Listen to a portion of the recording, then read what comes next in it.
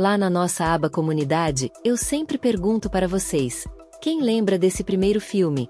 Ou comento que saudades. E no nosso vídeo discutindo por que os desenhos de hoje são chatos, a gente concordou que a magia dos anos 90 era simplesmente insubstituível. Mas e se eu te disser que o desenho mais amado da nossa infância escondia um segredo aterrorizante? Vocês piraram quando eu revelei a teoria sombria do Pica-Pau e a farsa dos Flintstones aqui no canal. Mas hoje, o buraco é mais embaixo. Sejam bem-vindos ao Narração de Tela, e preparem-se para descobrir a verdade obscura e o episódio final secreto de Caverna do Dragão.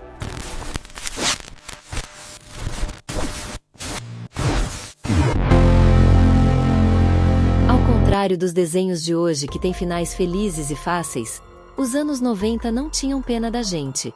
A premissa de Caverna do Dragão era assustadora por si só. 6 crianças normais entram num brinquedo de parque de diversões e são jogadas num mundo hostil, cheio de demônios, sem os pais, e lutando pela própria sobrevivência.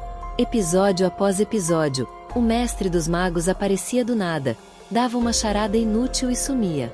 E o pior, eles nunca voltavam para casa.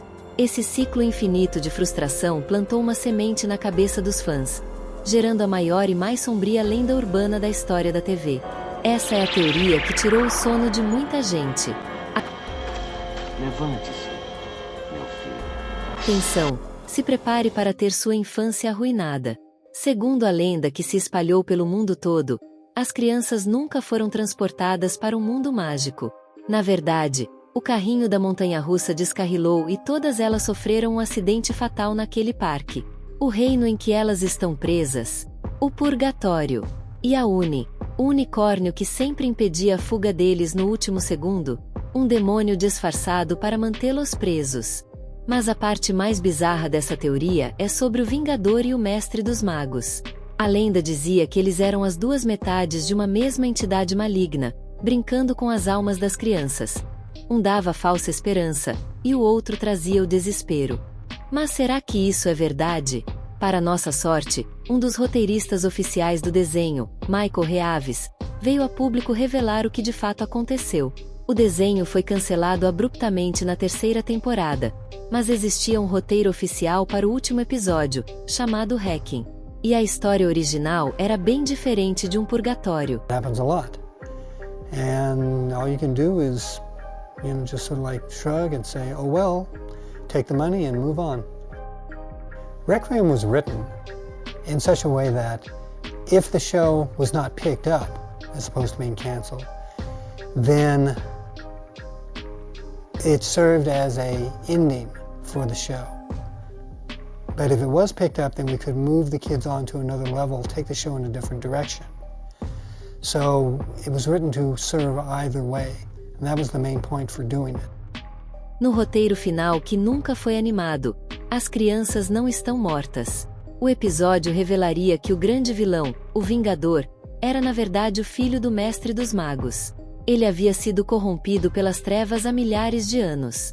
No clímax da história, as crianças decidem abrir mão da chance de voltar para casa para salvar o Vingador. A bondade delas quebra a maldição, e o vilão diabólico se transforma de volta em um homem comum. O Mestre dos Magos agradece e, finalmente, abre o portal definitivo para a Terra. The title I originally wanted to give the show was Redemption. It was changed to Requiem, I believe, because CBS felt that the other title was giving too much away, but it's hard to remember. It's been a long time. In the script, it pretty much says that Venger is Dungeon Master's son. And I believe that was something that I came up with, that they agreed to on the show. And again, it's been a while, but I think that that was my pitch, and they agreed to it. Requiem was the 3rd part of that trilogy, in which the kids splinter into 2 factions. One of them wanting to follow Venger, because they believe that he will take them home, and the other wanting to stay with Dungeon Master. It's sort of a natural evolution from the first 2 stories. And they actually split apart. They go to war over it. And at the end, they come together again and realize that they have to work together and believe in each other if they're going to survive. I heard that some fans were going to animate Requiem by themselves a year or so ago, and I was rather astonished and rather pleased. I look forward to seeing what the final product will be.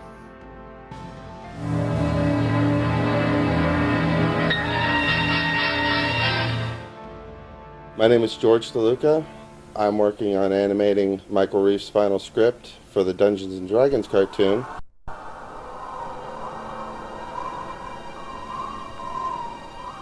Adventure. When I was 16 years old, Dungeons & Dragons first aired, and I became addicted to it. And I had an old VCR at the time. That's when they first came out, basically, and I began taping them every week. What attracted me to the show was, of course, the plot. These kids were plucked out of their normal lives. They were kids who normally wouldn't associate with each other. They became friends, and they became friends in part out of necessity, but I honestly believe they began to care for each other, looked out for each other, with an excellent plot line, the classic good versus evil. The way I found out it was canceled was I had my VCR set to record it, and when I went to watch it, because I had other things I was doing at the time, it wasn't there anymore. And I was quite surprised and shocked.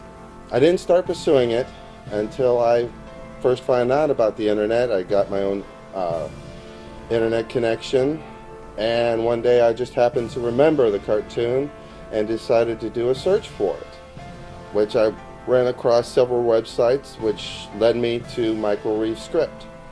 I actually began searching to see if other people had been working on the script. I found a couple of sites where they were stating that that's what they were going to do, or that's what they were doing, only to find out that they were outdated.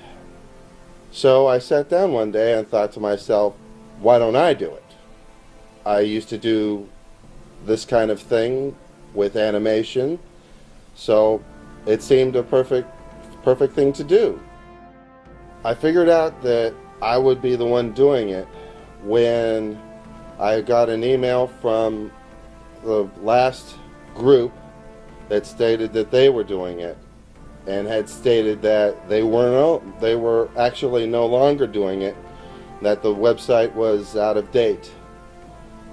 And that's when I began to animate the title sequence. And I've just gone on from there.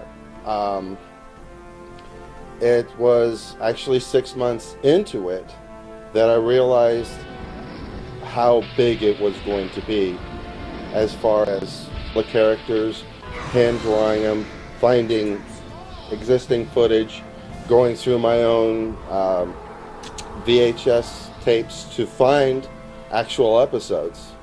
I created a website because I started to realize the enormity of it, hoping to get some people to volunteer to help me out. And I've been very successful so far with that. It's actually turned into a labor of love, in that it's something I really enjoy doing. I've always liked to do animation. I've always liked to do something with computers in what they can do, especially as they've gotten more powerful, which has enabled everybody to do essentially what they want to do. What I'm using is a PC with Aurora for 2D character drawing, for Eric and all the other main characters. I use Lightwave 3D for the background images for bigger characters like the Hydra, the Bronze Dragon for the Galleon, things like that.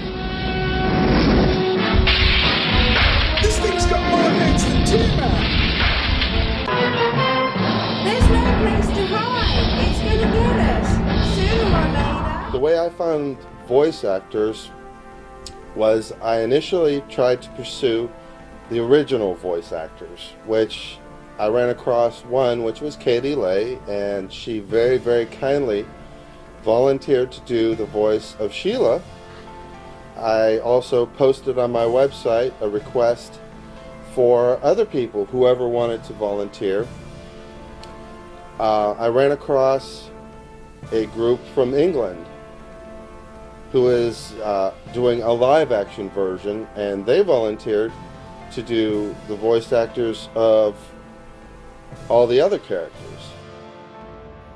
I think that the script that I wrote works as a fairly decent legacy for the show. I think it wraps everything up pretty well. I think that if they had continued the show, it would have served as a good springboard for a new direction.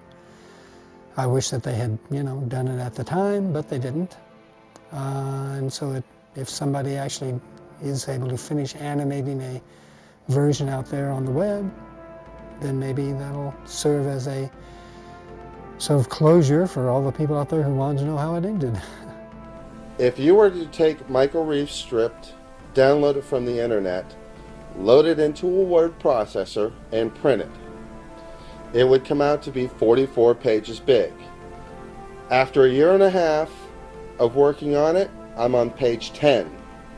I've seen about a minute of the animation so far, and some of it looks pretty good. What I had planned to do with it is make it into one large file for anybody and everybody who wants to can download it and enjoy it up for themselves. All I can say is I'm flattered and touched that you enjoyed the show, and I'm really glad that all these years later we're finally able to find some kind of closure for it, and I hope you enjoy the final episode, in whatever form. Uma pena que esse final nunca foi ao ar, não é? A gente merecia ter visto essa cena na TV Manchete ou na Globo. Mas agora eu quero saber de você. Qual versão você acha melhor? A teoria sombria do purgatório ou o final oficial do roteiro? Deixa aqui nos comentários, porque eu sempre leio e respondo todo mundo. E se você gostou dessa narração e quer descobrir os mistérios de outros clássicos, clica agora nessa nossa playlist de desenhos animados que tá aparecendo aqui na tela. Tem vídeos sobre o Pica-Pau e os Flintstones te esperando. Um grande abraço do Narração de Tela. E até o próximo vídeo.